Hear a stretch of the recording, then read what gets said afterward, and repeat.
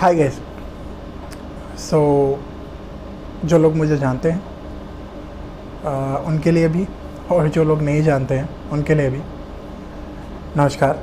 मेरा नाम उत्कर्ष है और मैं एक मल्टीनेशनल कंपनी में एक अच्छी पोजीशन पे हूँ, sort of a manager, but मेरी डेजिग्नेशन मैनेजर नहीं है। सो गाइस, ये वीडियो टाइटल से आपको पता लग गया होगा कि 30 के बाद लाइफ कैसी होती है, ये उसके लिए।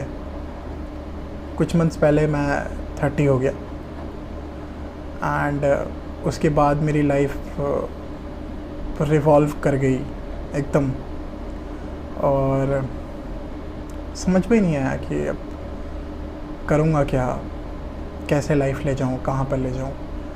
एंड बहुत सारे डिसीजंस आपको लेने पड़ते हैं सिंस अब आप 30 हो गए हैं एंड लोग एक्सपेक्ट करते हैं आपसे कि आप 30 हों तो अब मैच्योरिटी आ गई हो, बट आप सोचते हैं कि आप में मैच्योरिटी आनी ही नहीं चाहिए, बिकॉज़ इतने साल तक क्या थे फिर अगर मैच्योरिटी नहीं थी तो। ये इस कश्मकश में ना हम बहुत ज़्यादा परेशान रहते हैं।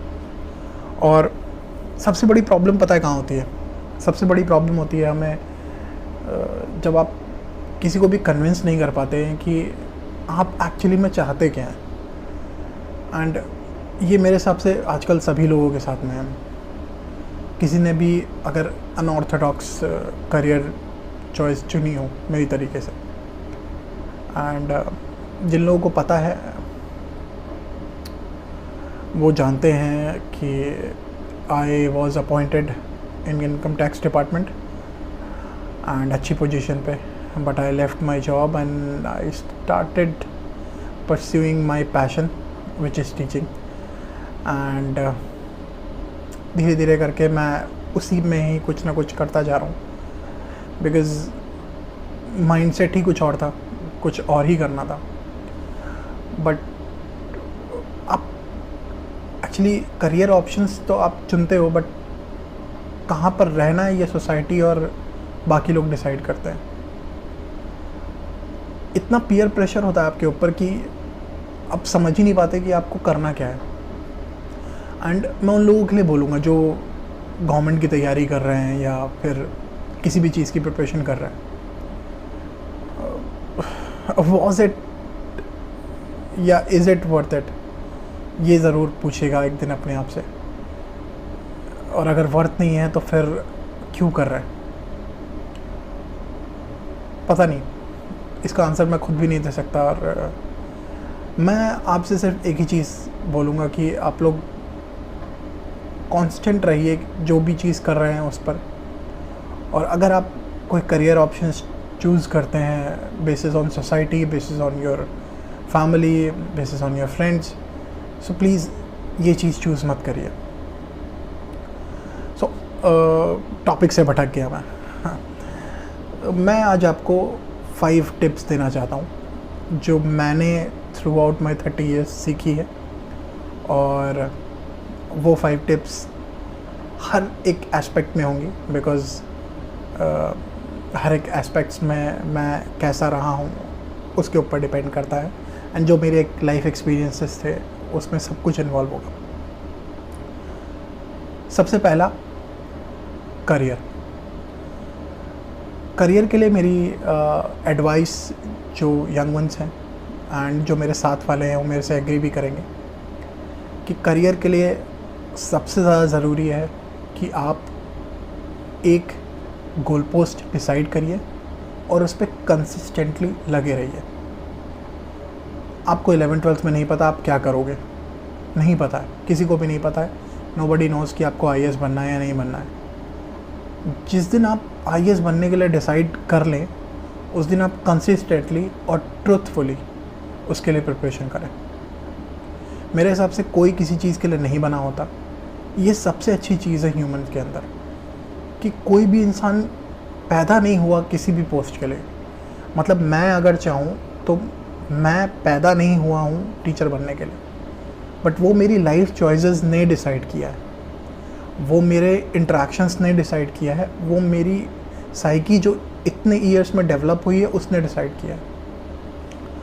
सो अगर आप किसी चीज़ पे जा रहे हैं तो 100% दीजिए, वरना मत करिए वो चीज़, फिर डिसाइड करिए। और जिन लोगों को समझ में ही नहीं आया अभी तक कि उनको करना क्या है, अभी तक किस चीज़ को डिसाइड करना है या कौन सा करियर ऑप्शन चूज़ करना है आपको, आप सबसे पहली चीज़ कि जॉब छोड़ कर ये काम मत करिए कि करियर ऑप्शन चुनिए, क्योंकि जो आपके पास स्टेबल है ना, वो आपको सोचने का स्पेस दे रहा है।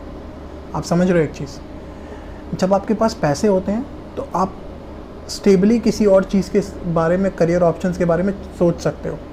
आपके पास पैसे ही नहीं है तो आप करियर ऑप्शन के बारे में सोचोगे क्या? सो प्लीज़ इस बात का ध्यान ज़रूर रखिए कि आप सब कुछ छोड़ करके एक चीज़ के ऊपर ना लग जाएं, ठीक है? और अगर नहीं चूज़ किया है तो डिसाइड करिए, लाइकिंग्स के ऊपर शुरू करिए। एंड भेड़ चाल सभी फॉलो करते हैं, उसमें कुछ ही लोग बन पाएंगे, तो इस चीज़ का फैक्टर ज़रूर ध्यान पे रखिए। मैं ज़्यादा एक्सटेंड नहीं करूँगा, इसका किसी दिन और सेशन करेंगे जब मैं करियर के बारे में बात करूँगा। Second cheese is love.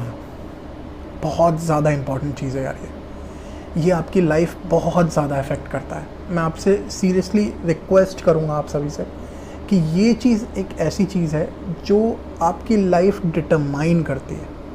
And आजकल की चीज़ों में ये बहुत ज़्यादा है कि मतलब तुरंत ऐसा टिंडर वाला प्यार। बेटा टिंडर पे कुछ नहीं मिलता है, ना तो मैं प्यार ही मिलता है और ना तुम्हें सेक्स ही मिलता है। वहाँ पर तुम्हें दोनों चीज़ें नहीं मिलती हैं, और जिनको मिलती हैं ना वो फिर उसी चक्कर में पड़े रह जाते हैं, फिर ढूंढ नहीं पाते वो कुछ भी। और जो लोग हैं प्यार में, मैं उनसे ये बोलूँगा कि अगर आपको टाइम हो गया है तो भी आप सोचिए, और अगर आपको टाइम नहीं हुआ है तो भी आप सोचिए कि लाइफ लॉन्ग प्यार नहीं रहने वाला है बेटा। ये मैं अपने एक्सपीरियंस से बोल रहा हूँ आपको, ये लाइफ लॉन्ग प्यार नहीं रहेगा।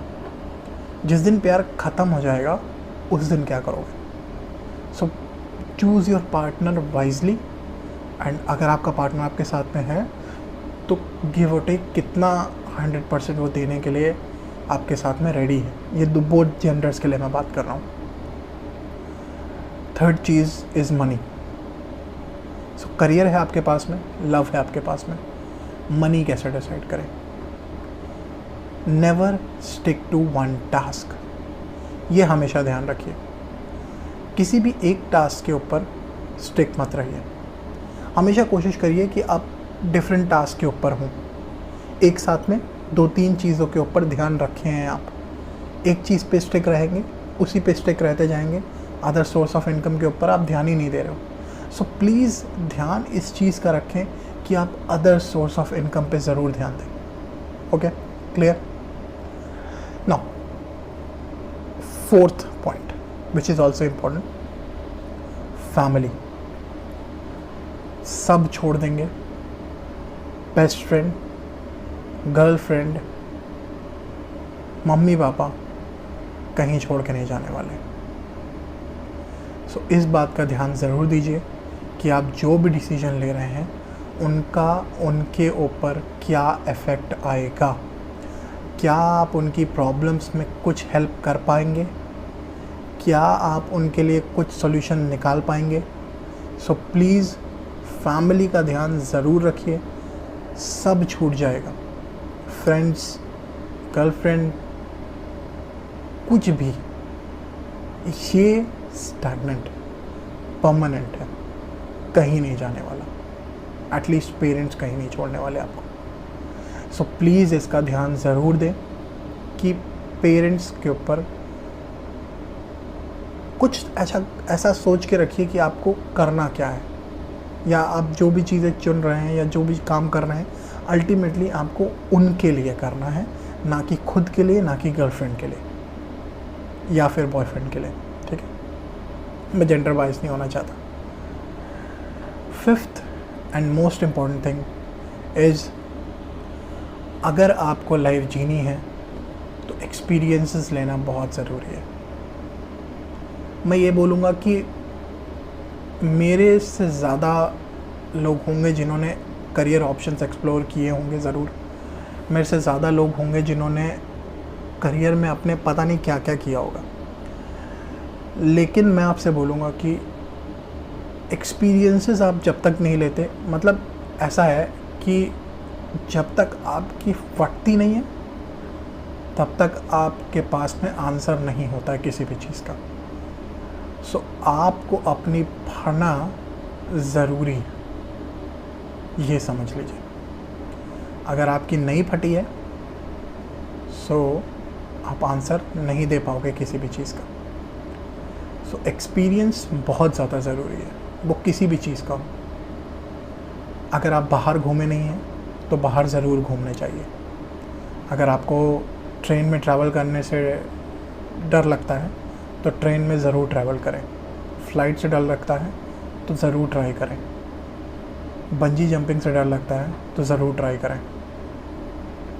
मैं ये बोलूँगा कि जब तक आप एक्सपीरियंस नहीं ले लेते आपको कुछ नहीं पता है। आपने एक चीज़ ना एक्सप्लोर ही नहीं करी है। एंड जब तक आपकी फटती नहीं है तब तक आप कोई क्रूशियल डिसीजन अपनी लाइफ में नहीं ले सकते।